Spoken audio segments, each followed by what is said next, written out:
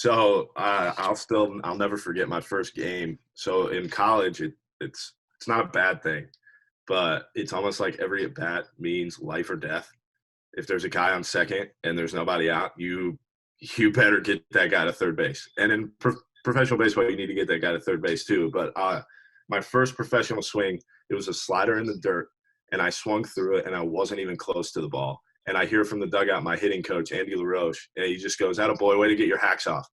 And I remember thinking, like, wait, he's okay with me swinging and missing at a ball in the dirt, and he's not mad at me for swinging at a ball.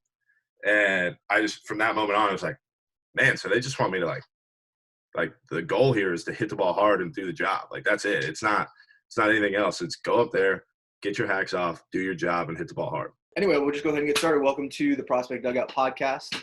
I am your host, Joel Hartman. You can follow me on Instagram at Hardy02. 2020 has been off to a wild start with everything that's going on in the world. We're trying to adapt to everything. We're starting a mastermind class tonight. We're starting with high-level hitting. We're joined by Calix Crabb. He is the current assistant hitting coach for the Texas Rangers at the big league level. I'm going to be moderating the event. My business partner, Craig Maddox, is going to be joining and co-hosting with me. He is a hitting coach in the Giants minor league organization. So it's basically, we're just going to have a guest panel each week featuring, new pro coaches, new pro players. We're just going to talk about baseball. This week, we're talking about hitting. We're opening up to our audience. So if anybody wants to join in on the conversation, sit in the Zoom call and type in the chat, you can go ahead to prospectdugout.tv and request your ticket. It's a free broadcast, so just come and hang out. Like I said, this is episode 5 of the Prospect Dugout podcast, and I'm joined by Vinnie Pasquantino. He is a large first baseman in the Kansas City Royals organization. He was drafted in the 11th round out of Old Dominion University last year, and from what I can tell, you made an immediate impact when you got to the rookie league level. You hit .302. Your junior year at Old Dominion, 16 home runs in 56 games, and then you stayed hot as soon as you got to Burlington, right? Burlington, and right. You batted .294 in 57 games with 14 home runs, 17 doubles, and a .963 OPS. That's amazing. Your first professional season. So, Vinny, you're from Richmond, Virginia. Welcome to the Prospect Dugout podcast. Just give everybody a quick rundown of you, basically going from high school life to college life, and then professional life versus college life. So I'm from Richmond, Virginia, like you said. I went to James River High School in Richmond. It's a pretty good baseball school. Some would say there's a good amount of people that have come from that high school that are now playing professionally or went on to play in college. Went to Old Dominion in Virginia. It's in Norfolk. It's where I'm at right now. I played here for 3 years. This year I got drafted, had a pretty good career at ODU. And then made the next step to, try to live out my dream of playing professional baseball. And I got to do it last summer. Hopefully I'll get to do it again this summer. And if not this summer, hopefully next summer, whenever we're back out playing baseball again. So, that's pretty much it. It was just I wouldn't say it was a pretty good road for me to take, going to a good high school, to a really good college, to playing in a really good organization for the Kansas City Royals. That's awesome, man. So you're 11th round draft pick. You're at a high level D1, high level D1 conference. So you're playing against good guys.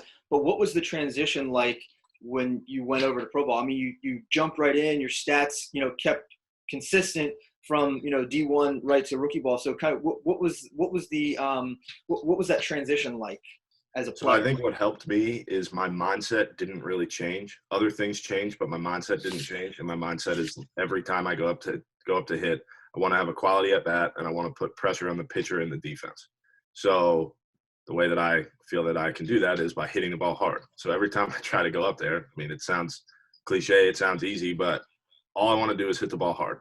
I don't really care where it goes, because if I hit it hard, it's going to go somewhere.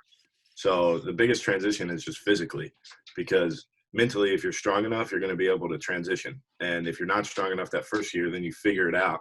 And that's when the adjustments are made. So physically, it's all about, you're playing against younger guys now, which is kind of weird. You go through college and you're playing guys the same age as you, a little bit older than you, and then you go to rookie ball and now there's 18-year-old kids who don't speak English, or there's the 19-year-old high school kid that just got drafted, and it's a real interesting mix of people because as you go up, at least from what I've heard, guys are more in tune to the organization. They know what's going on. Everything more has a rhythm and routine to it. While when you're in rookie ball, it's a mix and match of different people who don't really know each other too. We got sent straight from the draft to Arizona to the spring training complex where we were at for a week. And then next thing you know, we're in Burlington, North Carolina with a group of guys that we just met the week before. So it was all about just learning what you do every day, because it's completely different of the college season where you're playing 4 to 5 days. Now you're playing 6 to 7 days a week, and you don't have to go to class. Like, your focus is what you're doing on the field. So that's the biggest change, was just physically being able to realize what it takes to be ready to play 6 to 7 times a week. And that's crazy. That's good perspective. Thinking of it like that, you're going from basically you've been with the same guys for 3 years, and now all of a sudden you're being thrown into the mix, not just of new guys, but different levels, different cultures, different backgrounds, and how they play the game of baseball. So it's kind of interesting to see how you're looking at it and taking that into perspective. So obviously you're back at home, you're taking care of the dog, you're doing a lot of video games. How are you staying in shape for baseball during the COVID-19 pandemic? So I'm probably, with most people who I've seen around here at least, I'm in probably the best cardio shape of my entire life, because there's not really much else to do but run. So who would have thought that I would have ever run 2 miles at a time? I would never have thought that. I remember in middle school having to run a mile before recess every day, and that was the last time I remember being in shape, and I was probably, 11. And now I'm 22 and never thought I'd be running long distance, and that's what I'm doing now. So that's mainly it. But I'm lucky because my dad, he'll probably not listen to this, but he thinks he lifts heavy. So we have sort of a home gym in the house. So it's nice because I at least have access to some sort of weight room that I can get into and get what I need done. But where my parents live, there's a bunch of trails by a lake. So it's nice being able to run. I take the pup, we go on a run. Sometimes my girlfriend goes. She's in way better shape. She played soccer, so she kicks my butt every time we play or we run. And so, but I'm working on it, and now I'm in pretty good cardio shape, which is a pretty impressive feat if you know who I am. And Yeah. any of my friends who would talk to me about my running would say that I couldn't run more than a home run trot around the bases without getting super tired. Well, you're kind of used to home run trots, so it's not too bad. Yeah, but at least you get to jog in those. When I'm out running, I try to go a little bit faster than that. So I saw a kind of like a news story on baseball in general from your local hometown, and they kind of interviewed a little bit. And something that stood out to me was the point you made about off-season training leading up to, you jumped right into the professional season at the rookie league level. You had an immediate impact. You did well. You adjusted very well. But then what you said you kept hearing was everybody was saying that, yeah, you did well, in your first season, but your first off season leading up to your first spring training, that's the real test. That's where you're not ready. You don't know what's going on, blah, blah, blah. So kind of just dive into that and tell me how you, looked past that or blocked that out and kind of prepared yourself for what you thought was going to be the 2020 season. Now we're kind of in limbo. Right. So the place I train in the off season, it's in Nashville, and there's a big group of guys, not a huge group, but a good group of guys that go out there and train. We got a weight room, a cage, everything you need. Super nice. Technology is really superb. Everything's good. So I went out there in, I think it was November 8th last year. So I went out for the off season to Nashville November 8th, and I was ready to hit the ground running. I got there. So I went to Instructs a week after the season ended, and I was at Instructs for 6 weeks. Then I went on a cruise, and then I went to Nashville. So I didn't really spend any time at home or anything. It was more, head out to Nashville. Let's get the off season going. Let's start training now. So I got there, and I figured, okay, well, I'm just going to start getting after it. I'm going to hit every day, do what I need to do. And all the older guys in there were like, no, you're not going to do that because you don't need to. The common phrase around there is it doesn't matter what you do, and it doesn't matter how you hit in November and December. You're working towards, February, March, towards the season. No one gets paid in November and December. That's where you got to get your body right and you get paid with what you do on the field. So I trained just lifting, getting my stretching in, and making my body as good as it can for about 3 weeks out there. And then right after Thanksgiving is when I started hitting. I think we started with a progression of 2 times a week, then moved up to 3, 4, 5. And it was awesome. Hitting around it was a bunch of older, really good hitters. So I always think that it's easier to get better when you're around good minds and good hitters because they know what they're doing. So if they're doing something right, I'm going to probably try to do that too. So it was just really cool being around that group of guys. I'm pumped to be out there again next year. Hopefully we'll be playing into September, October this year. Maybe they'll extend our season or something. Who knows what will happen? But, Yeah. it was exciting to be out there with a good group of guys. So tell me, what's the biggest change that you've had to make both on the physical side and the mental side coming from the college game to the professional game? So physically, it's just all about being ready to play every single day and knowing that you're not going to have an off day out just right after a 3-game series. And I think mentally, it's just being prepared for the long bus trips, which in the Appalachian League, there aren't too many terrible bus trips, which is nice. But like the pitchers are throwing harder, obviously. There's nobody throwing really 86, 88 anymore. And if they are, they have a ton of movement and they know exactly what they're doing with it. So it's getting ready for 97, 98. And they know how to pitch you a little bit more because the scouting reports are more in depth. So it's just about taking it to the next step and figuring out what makes you go, what your weaknesses are, because I think that's important. A lot of people talk about, what's your strength as a hitter, know your strength, because that's going to carry you, but also figuring out your weaknesses and turning them into not as bad weaknesses, not necessarily strengths, is what's going to help you move forward too, because you're going to figure out how guys pitch you. I learned very quickly when it's a full count, I'm getting a changeup. There's no more sitting fastball full count anymore. Every single time, for the most part, I'm getting a changeup or some sort of off-speed pitch. So as the season got going, I started hitting better in full counts or anything like that. So, it's just all about learning and adapting, because if you try to stay the same, you're never going to go anywhere. Yeah, no, that makes sense, man. So you use scouting reports and things like that. Are you using that more often now at the professional level than you did in college? I wouldn't necessarily say more often, but I think they're a little bit more accurate, because in college it's harder to find really good info. But in the pro game, everybody's got cameras everywhere. Everybody's got radars everywhere. So it's easier to be able to prepare for your next opponent. So in terms of the scouting report and things that you're looking at to prepare, for the upcoming pitcher, upcoming series, what are some things you personally look for in that type of material and in that type of content? Basically, I want to know how many pitches they throw, and I want to know what they think their best pitch is. And that's what I want to know, because if I know that your best pitch is a slider, you're going to throw it. And you can tell real early when a guy knows what his best pitch is, because he'll either throw it a few extra times in warm-ups or, won't throw it at all. He'll throw it once. It looks good. All right, he feels it. That means you're going to have to gear up either for the elite fastball or the elite breaker, elite changeup, whatever. So whenever I'm looking at our scouting reports, I want to know what his best pitch is and basically the percentage of when he throws it. Because if his best pitch is a slider and he throws it 40% of the time, well, you can pretty much just go up there and sit on it, because he's going to give you one and he'll probably hang it for a get me over at some point. That's awesome, man. So talk to me a little bit about technology and analytics. What are the Royals doing? I mean, you don't have to give me any trade secrets, obviously, but I'm just saying, what is going on at your level with the Royals in terms of technology and analytics? Is it more or less than you're used to? What are they doing differently if you've done, used analytics and technology in the past? And then what kind of an impact did it have on your 2019 season with the Royals? So it's definitely more. It's definitely more with the blast motion, with the Rapsodo, with everything. I mean, pretty much every swing we take on a field is tracked, so we can go back and look at our data somehow, which is good. I mean, it's never bad to have more info. I kind of sit up right in the middle of the fence on technology, because I think it's good, but I also think it can be overused, and I don't think the Royals overuse it at all. But it's also about awareness, because you could look at your 3 blast numbers that you get back and have no idea what they mean, and how's that going to help you? So the Royals, what they're doing a really good job of is they're understanding the numbers and understanding what they mean and how it will translate.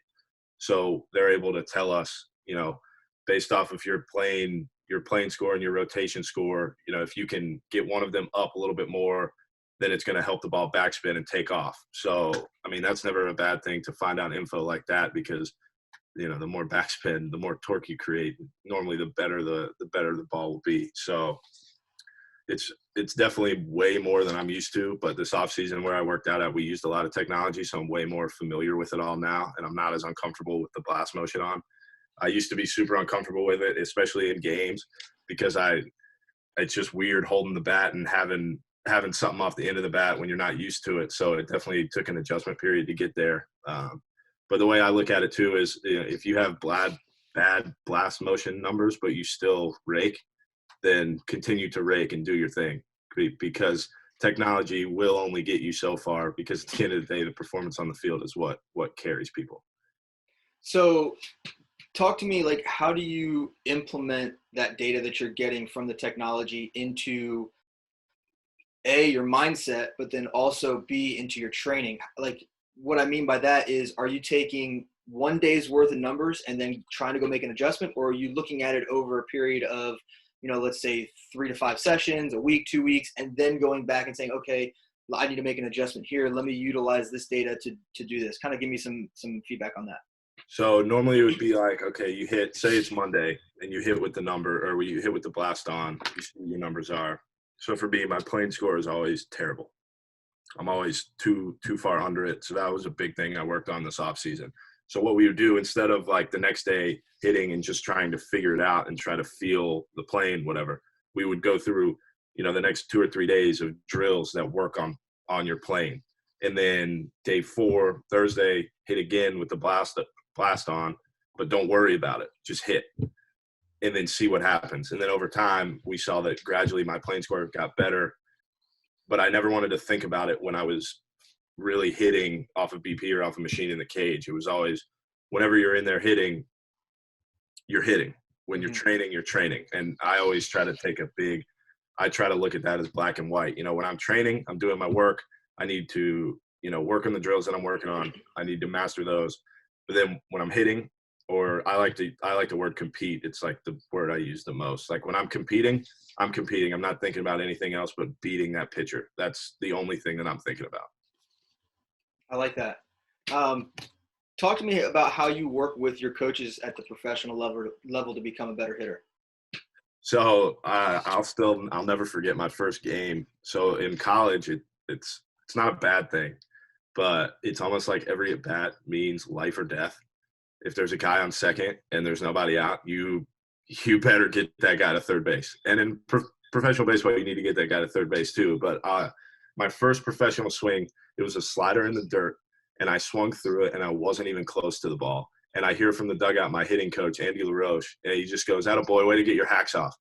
And I remember thinking, like, wait, he's okay with me swinging and missing at a ball in the dirt, and he's not mad at me for swinging at a ball. And I just, from that moment on, I was like, man, so they just want me to like the goal here is to hit the ball hard and do the job. Like, that's it. It's not anything else. It's go up there, get your hacks off, do your job, and hit the ball hard. And so from a coaching perspective, everything we do now is just figuring out how to drive the baseball, whether that's in the left field, left center gap, right center gap, wherever it needs to go. And the way I look at it is, I'm not going to do anything ever with my speed, because there is no speed there to talk of. So the only way that I'll ever do anything in this game is if I'm driving in runs. So that's what I'm focused on, is hitting hard line drives in the gap, basically trying to hit the ball as hard as I possibly can every time. So, and the Royals are on board with that. That's what they want. So every time I'm doing my training, everything's about basically mashing baseballs into the back of the cage. So about how much of your time is spent on the defensive side of the game? Because we're talking a lot about hitting, we're talking a lot about, your mental approach and whatnot, but how much of your training time, how much of your focus, not in a single day, but just in general, in terms of training, how much of that time do you spend on your defense? I wouldn't say it's quite half. Like, I would probably say it's more like either 45-55 or 40-60. Because I try to look at it as, so I play first base, which everybody believes, at least all my friends, to mess with me. They tell me first base doesn't mean anything, and it's basically the position you put the big fat guy because he can hit. And I look at it as, yeah, maybe a first baseman defensively won't win you any games, but he can help you from losing games, because, not everybody makes perfect throws. And if if I can pick a ball, if I can pick two balls, whatever, if I can just keep a ball in front of me and help prevent a guy from going 90 feet, then that's what I'm going to do. So a proud thing for me is I can do the splits, as most first basemen probably can, but normally you don't see a 6'4", 250 guy being able to get all the way to the ground. So that's something I take pride in. I take a lot of pride in my defense.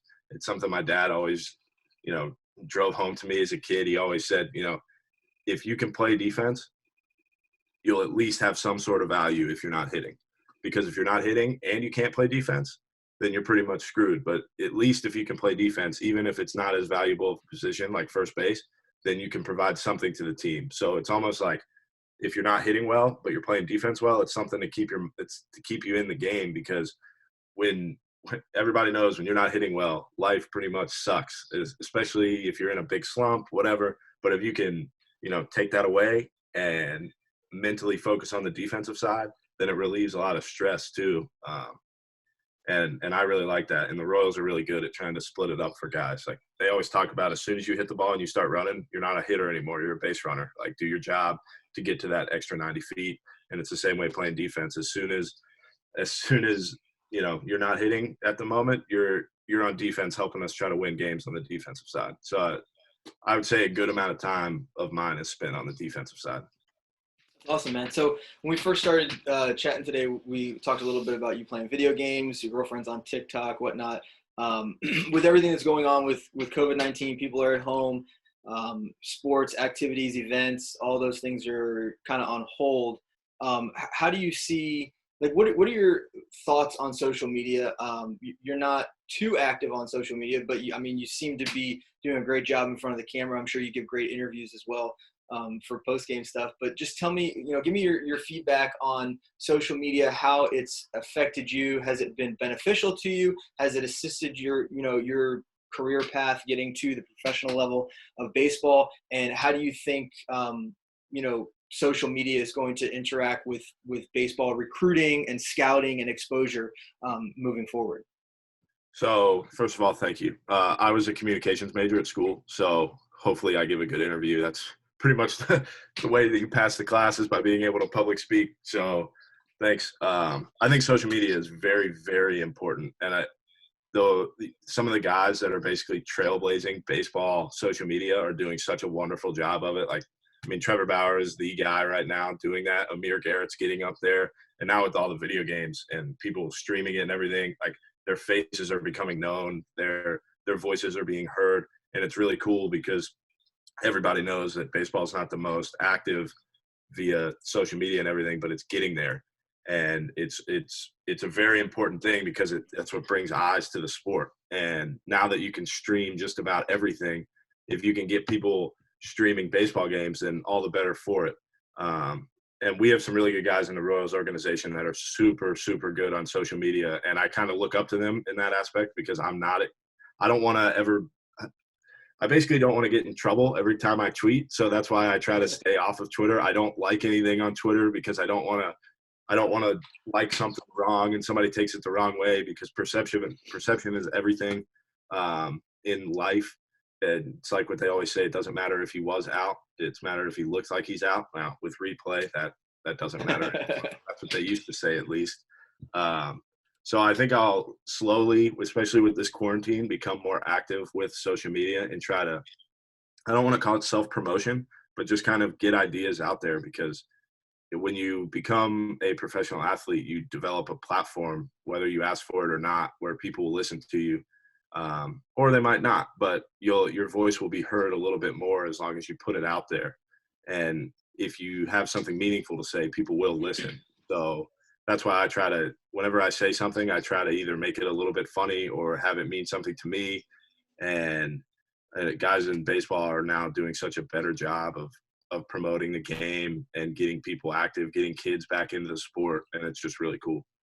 Yeah, I think you hit the nail on the head. It's not about, self-promotion. It's about connecting and engaging with an audience. Like you just hit on, a professional athlete does have a platform, whether you want it or not, because you are at a level where a ton of people aspire to be, but not necessarily everybody gets there, right? So they're looking to you at an emotional level, they want to connect with you. They want to know what you're doing on a daily basis. They want to know the things that you've been through, how you've handled it. They want to hear, stories about, swinging a slider in the dirt and not getting yelled at by your hitting coach, but getting congratulated. They want to hear what that's like and the experiences that you're going through on a daily basis. So I think especially as we move into, later in 2020 and beyond, I think we're seeing that people are creating a name for themselves on social media. And I think baseball players can use that platform and use that opportunity to bring attention to themselves, to show what they're passionate about. Like you said, whether they like it or not, that's the mindset to have, because if you're enjoying what you're doing, if you're having fun what you're doing, and you enjoy what you're talking about, that's what matters, is that you're doing it for, the love of the game that you have, or the satisfaction that it brings you. So it's not necessarily other people's opinions of you. It's about what you put into it. So before we wrap up, I just kind of want to ask you some, just some generic baseball questions. What's your favorite drill to do? Something that you fall back on, like you're not trying something new, but just, Old Faithful. Old Faithful is simply just putting the tee on the inside part of the plate. I put it a little deep, and if I can hit the ball under the back left side of the cage, so opposite field for me, then I know that I can shorten up my swing any way I want. I don't ever try to pull the ball in my training, because I know I can pull the ball. So I always want to focus on keeping my swing short and staying through the zone. So I know if I can hit an inside pitch the other way, that pretty decently, not just like tipping it and hitting it over there. If I can hit a line drive off the back net, then I know that I'll be all right, because my swing is short. What model of bat do you use? What brand? So a few. I don't have a bat deal or anything. So last summer I used Louisville bats, Louisville Sluggers. I used a 318, which I think is the kind of the Yelich model now. It's a famous model, but Yelich is the main guy swinging it now. This offseason I got two different brands. I got a Great Lakes bat company. I'm swinging a bigger bat now, so I kind of need more bats. I'm swinging a 35, 34. Jeez. And so this one company, Great Lakes Bat Company, they're awesome. They're out of, I believe they're in Michigan, because one of my buddies set me up with them a few years ago, and they're awesome. And then I just started swinging these bats called BWP bats. I just got those in last week. Both of those companies do a great job with, one, customer service, and two, making it how you want.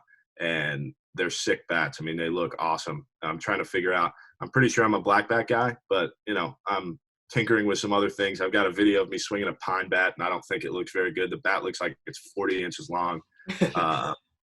So I'll probably stick with the all black. I call it the blackout model, where it's the logo's black, my name's written in black and everything. I just think it looks sick. That's sweet. So yeah. What about glove? What kind of glove you use at first base? Rawlings. I think it's a Heart of the Hide. I got them in college. I have like 4 of them, and I